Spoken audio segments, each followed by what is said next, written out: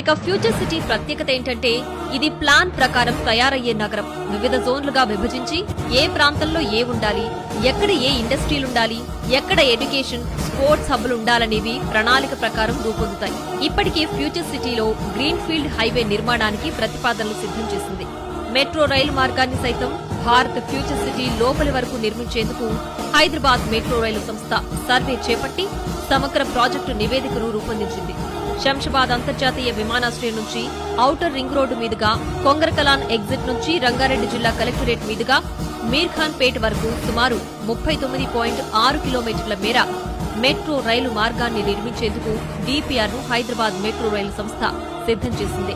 Multi modal connectivity, bus, metro రైలు సౌకర్యాలు సమకూర్చేలా ప్రణాళిక రచించింది ప్రభుత్వం. అంతర్జాతీయ నగరాలకు ధీటుగా ఫ్యూచర్ సిటీని నిర్మిస్తామని ప్రకటించిన ప్రభుత్వం ఇందులో అన్ని వనరులు, సౌకర్యాలు ఉండేలా ఏర్పాట్లు చేస్తోంది.